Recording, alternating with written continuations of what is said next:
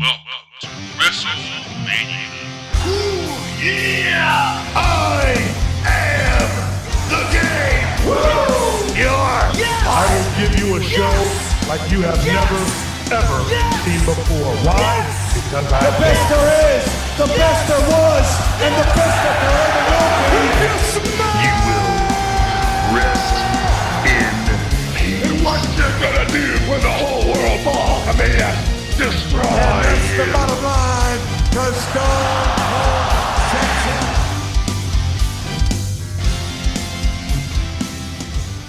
Oh, that was brutal. This show makes me reconsider this series. Seriously, I am at the point where I just want to review the good Wrestlemanias. I'm not going to do that. I'm going to finish this series because that's what I want to do. But this show was brutal. Horrible show. And I'm talking about WWF Wrestlemania IX. People told me, y'all told me, that this WrestleMania was one of the worst. And this is my first time watching the entire thing. I've seen what happened with Hogan at the end. I've seen Taker versus Giant Gonzalez. I've never sat from beginning to end watching this show. And I can tell you right now, I am never doing that again. I'm sitting here going, no wonder the WWF was struggling so much during this time. It was a rough time to be a WWF fan. And WCW came in at the right time. It's ironic that in 1993, which is when this WrestleMania took place, this is the year where Eric Bischoff became executive producer for the show.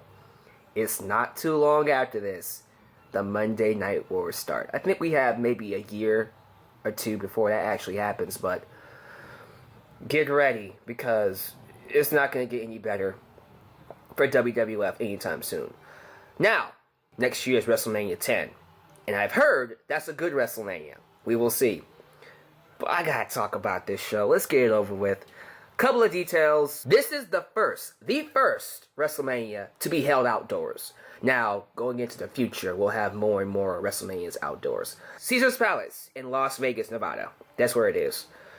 Jim Ross made his WrestleMania debut as the head commentator. Jim Ross had a terrible relationship with WCW, and as soon as Eric Bischoff became executive producer, he asked for his release immediately. He brought him in, made him head, play-by-play. Gorilla Monsoon was around. He was the host of the events, and once in a while will fill in on play-by-play.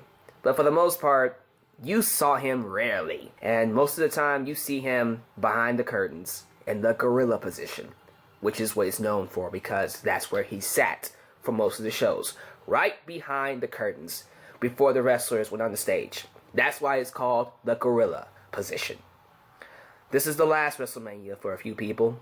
Mean Gene Okerlund goes to WCW after this. I think Bobby the Brain Heenan, not too long after this WrestleMania, is seen in WCW. Sensational Sherry definitely goes to WCW not too long after this. And this is Hulk Hogan's last WrestleMania until WrestleMania 18. We don't see him for next year. And honestly, I have a lot to say about that at the end of this review. I love Hogan, but man, this show, I'm telling you, this is also a good time to talk about Raw, because Monday Night Raw debuted this year, 1993, and they used a lot of what they did on Raw to build into WrestleMania. This is also the year, this should be said, you need to know this, 1993 is the year of the steroid trial, and it lasts, I think, until next year's WrestleMania. This is a long-standing trial.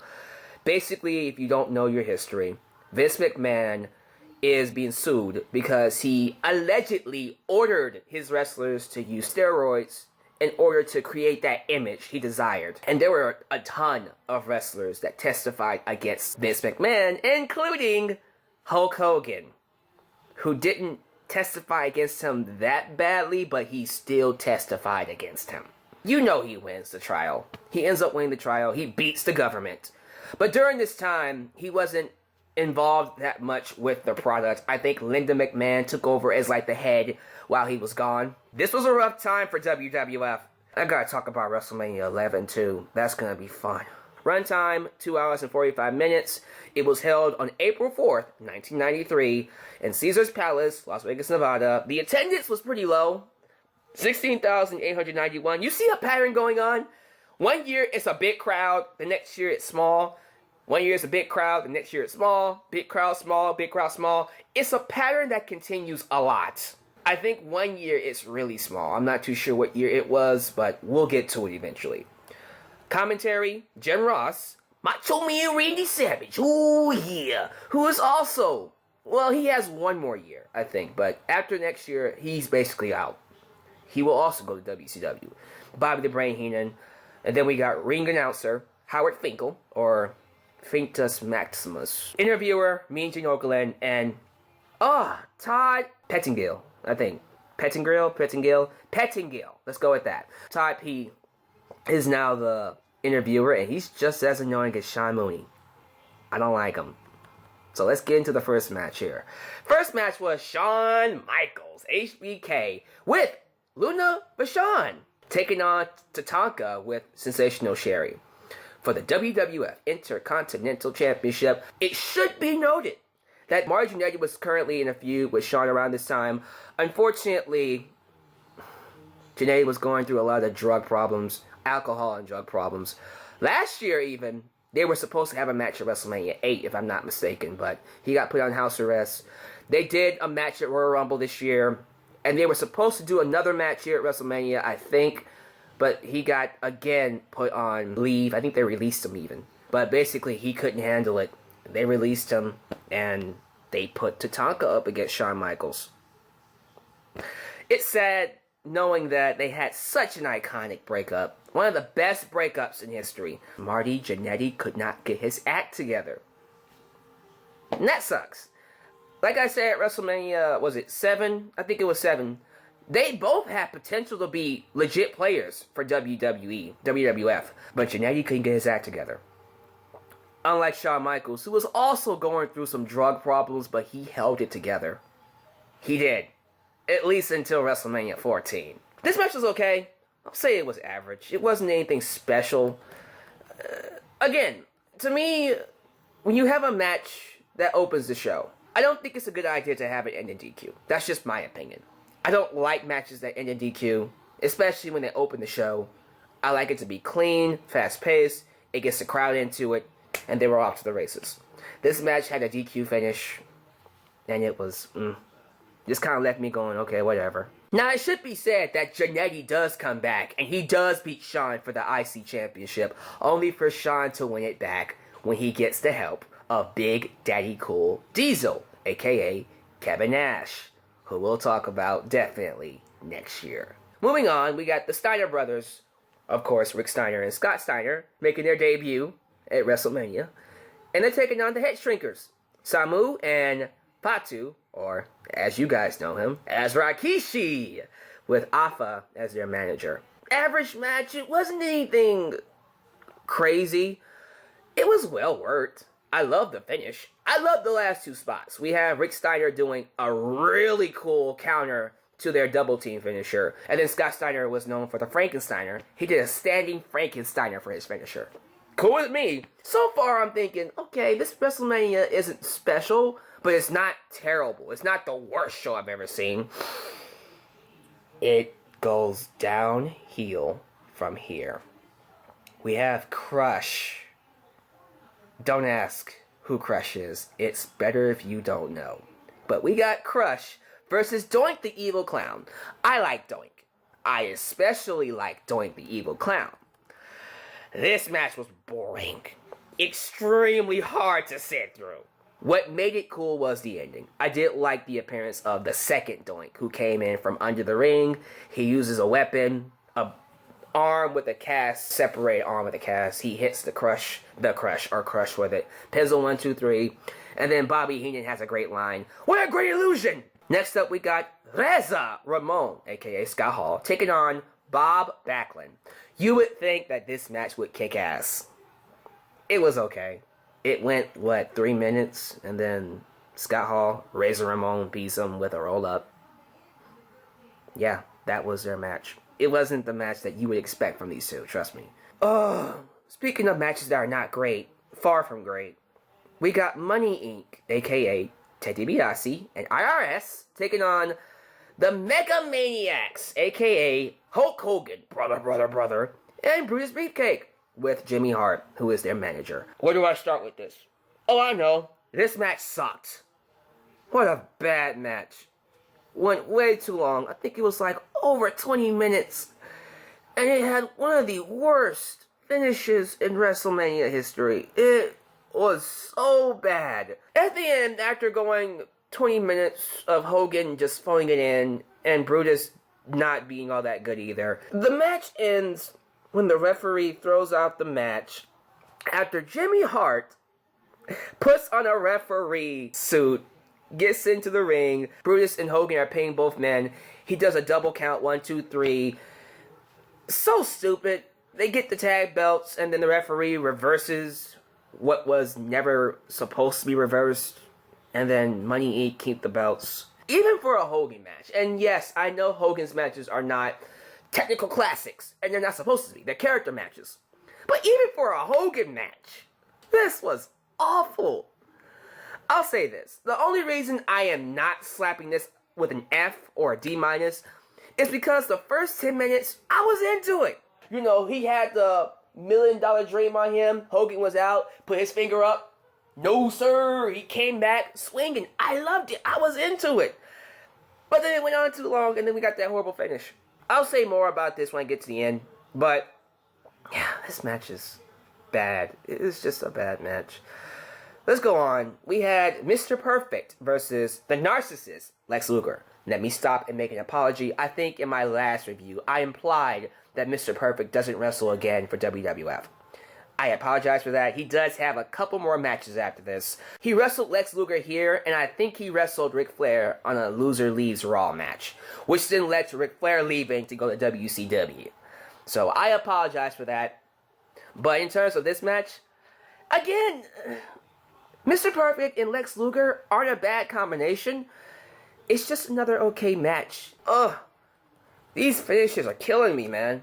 Afterwards, you see Luger hit Perfect with his loaded elbow, go backstage, and get assaulted by Shawn Michaels. I think they have a few coming up, too. They might actually have a few matches as well. So, again, I apologize if I implied that Mr. Perfect was not wrestling anymore for WWF. Oh, Jesus. The next match. Number 3 in the Undertaker's WrestleMania streak, and honestly, his worst match to date. Undertaker with Paul Bearer taking on Giant Gonzalez with Harvey Whippleman. I don't know where they found Giant Gonzalez, but he is terrible. An awful performer. And Taker did his best. He did his best to make this match work. But you have to remember at this point, Taker is not the performer he is today. He's still a little green. Just a little bit. And he tried. It was slow. It was plodding. It was sloppy. Giant Gonzalez was a horrible worker. And on top of all of that, we have that terrible finish where I think he used chloroform on Taker to put him out. And then Taker wins by DQ. Jesus. And then we spend like 5 minutes of Giant Gonzalez attacking referees until Taker comes back out and the crowd going crazy. That was cool. I like that. But it didn't make up for an awful match. This match was painful. Painfully bad. I don't usually give out Fs, but this is an F. Absolutely. If there was ever a match to give an F, here's your F. We have the WWF World Heavyweight Championship. Bret Hart, who won the belt on a taping of Superstars that never broadcast. Don't ask. It just never appeared on TV. You can watch it on WWE's Coliseum videos if you want, but it is what it is. He's your world champion going into this match. He took on the undefeated Yokozuna. And I gotta say, the match was... it was okay. I think their match next year at WrestleMania X is a little better, especially with the story going into it. But in terms of this match, was alright. I do like the ending, where you see Mr. Fuji throw his dust in the eyes of Bret.